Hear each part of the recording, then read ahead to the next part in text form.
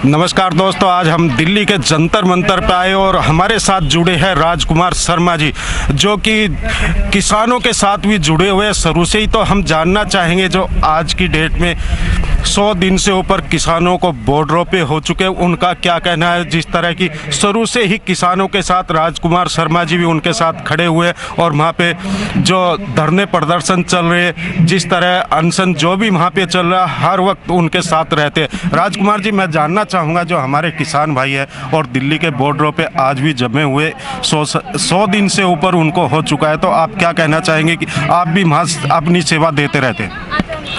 मैं राजकुमार शर्मा, राष्ट्रीय उपाध्यक्ष राष्ट्रीय संयुक्त किसान मोर्चा। निश्चित रूप से ये जो लड़ाई देश में चल रही है, ये भय और भूख की लड़ाई है। उत्पादक श्रम का देश में हो रहा अवमूल्यन को रोकना, उसको लेकर के ये आंदोलन चल रहा है। इस आंदोलन का जो जड़ है, यदि देखा जाए, ये 3 कृषि कानून जिसमें कि अनलिमिटेड स्टोरेज की बात की गई है, जिससे मुनाफाखोरी, कालाबाजारी देश में इस कदर बढ़ेगी जिसका खामियाजा देश के आम उपभोक्ताओं को भी सहना पड़ेगा।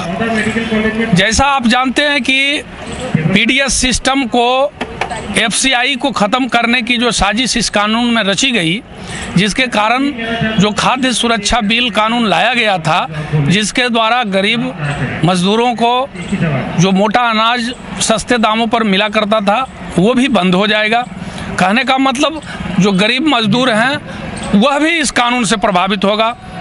रही बात किसानों की, तो पूरा देश का किसान और उसकी ज़मीन और उसका अनाज पर जिस तरह से इस कानून के द्वारा उसको ख़त्म करने का ये साजिश सरकार के द्वारा रची गई है, तो निश्चित रूप से आज 100 दिन से ऊपर हो गए और मैं Tikri border, Singhu border, Ghazipur border और पूरे बिहार में इस आंदोलन को जिला जिला ब्लॉक स्तर पर फैलाने के बाद आज मैं इस जंतर मंतर पर आया हुआ हूँ इस किसानों के समर्थन में।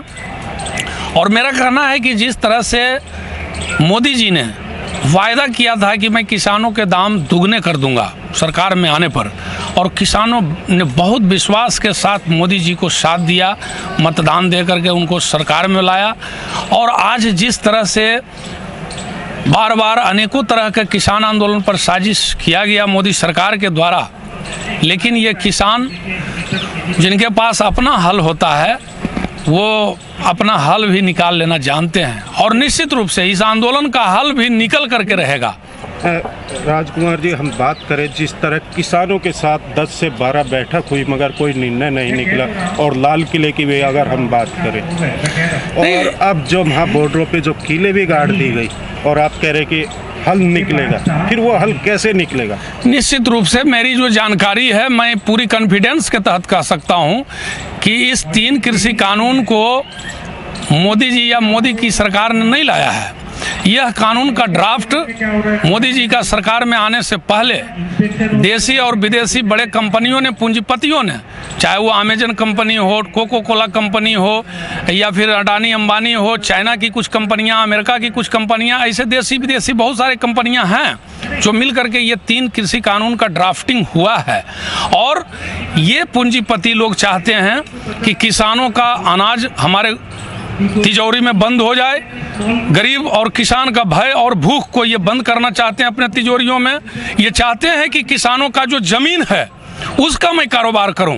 ये बड़े बड़े उद्योगपति लोग जो बहुत तरह के बिजनेस किया करते हैं, अब उससे इनका पेट नहीं भरने वाला है, तो अब जो है उन जमीनों को वो चाहते हैं हड़पना साजिश के तहत। और यदि ये कानून को मोदी जी लाए होते तो निश्चित रूप से इसका सॉल्यूशन हो गया होता। जैसा आपने कहा, ये बैठकें जो बार बार हुई, दर्जनों बार हुई, खुद मोदी शाह जी के साथ भी किसानों की वार्ता हुई है, लेकिन ये तो एक साजिश था किसानों को ठगने का। जिस तरह से बार बार इस आंदोलन पर साजिश किया गया, जिस तरह से 26 जनवरी को हमारे लाल किला के ऊपर उन्हीं के गुंडों ने इस साजिश को अंजाम दिया, तीनों बॉर्डरों पर जिस तरह से उनके ही बनाए गुंडे गए और जा करके साजिश की किसान आंदोलन के साथ कीलें गाड़ी गई। लेकिन ये किसान कील को फूल में बदलना जानते हैं और मुझे याद आ रही है, रामचरितमानस में तुलसीदास जी लिखे हैं, जब मारीच मिर्ग का रूप लेकर के आया था और सीता जी ने उस मिर्ग के पीछे राम को भेजा था, तो मिर्ग जब अपना भेष बदला तो बोला, मारीच मन में कीन विचारा, दोनों तरफ से मरण हमारा। मोदी जी की स्थिति ऐसी हो गई है, या तो इस किसानों के तरफ से ये मारे जाएंगे, या तो ये पूंजीपतियों के हाथों में फंसे हुए हैं।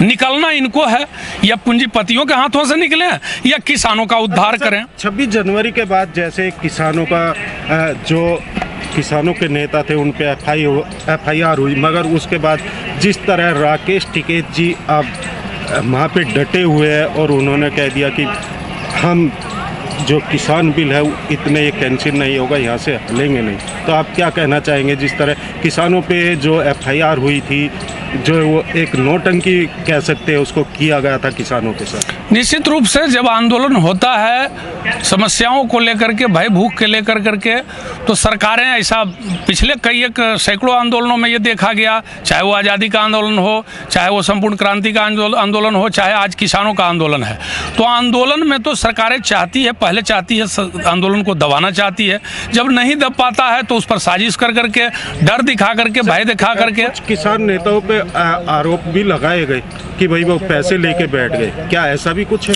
नहीं, वास्तविक जो किसान हैं और किसान के जो नेता हैं, जिस तरह से आपने देखा कि तीनों बॉर्डर पर किसानों के साथ साजिश हुआ, आज वह किसान और किसान नेता देश के गांव-गांव में, जिला में, ब्लॉक में, हर राज्य में जिस तरह से यह खापों का, महापंचायतों का जो ये आंदोलन हो रहा है, अब ये आंदोलन तो हर गांव में चला गया है। हर किसान इस बात को जानने के लिए जो है जान चुका है कि हमारे साथ छला गया है। मोदी सरकार ने, बीजेपी की सरकार ने, RSS वालों ने हमारे साथ जिस तरह से छला है, साजिश किया है, इनको पूरा घमंड रहता है कि हम वोट की राजनीति से जीत जाते हैं। तो भाई यही किसान था जो आपको मत दे करके आपको सत्ता में लाया था। इन किसानों के साथ आपको ऐसा नहीं करना चाहिए था। ये किसान आपके थे। टिकैत जी ने तो कहा कि मैं बीजेपी को वोट दिया था। निश्चित रूप से यह सरकार यदि चाहती किसानों का भला, और यहीं तक बात नहीं है, अब तो यह आंदोलन महंगाई को लेकर के भी चल गया है। अब तो यह आंदोलन जो देश की जो संस्थाएं, जो देश की आत्मा होती है, चाहे वो सुप्रीम कोर्ट हो, चाहे वो हमारा चौथा स्तंभ मीडिया हो, चाहे जिस तरह से सेल बेचा गया, भेल बेचा गया, रेलवे को बेचा गया, हवाई अड्डा को बेचा गया, LIC को तमाम भारत की वो संस्थाएं जो भारत जिससे चलती है उसकी संप्रभुता को जिस तरह से बर्बाद करने का काम किया गया है, और जिसके कारण आज हमारे सरकारी कर्मचारी, आज हमारे डॉक्टर्स, इंजीनियर्स, ब्यूरोक्रेट, टेक्नोक्रेट और विभिन्न संस्थानों में काम करने वाले किस तरह से BSNL के साथ हुआ वो तो आप जान रहे हैं। सारे कर्मचारी यार रोड पर आ गए, उनके परिवार वालों का क्या होता होगा। महंगाई का मुद्दा है, भाई भूख का मुद्दा है, उत्पादक श्रम का मूल्यन का मुद्दा है।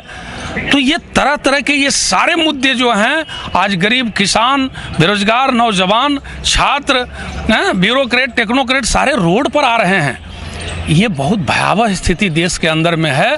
और समय रहते मैं आपके माध्यम से इस जंतर मंतर पर जो हमारी किसानों को लेकर के धरना चल रही है, मैं कहना चाहता हूँ कि मोदी जी जिस उम्मीद के साथ किसान ने आपको वोट दिया था, समय रहते आप किसानों को सुनिए, और बगैर तीनों बिल वापस हुए, बगैर MSP पर कानूनी दर्जा दिए, ये किसान हिलने वाले नहीं हैं। ये आंदोलन खेतों में, खलिहानों में, खेत के आड़ियों पर, मेड़ों पर, सड़कों पर और संसद तक हल चलाने वाले हैं और हल निकाल लेने वाले भी हैं। Like, share and comment. To subscribe this channel, please press the bell icon.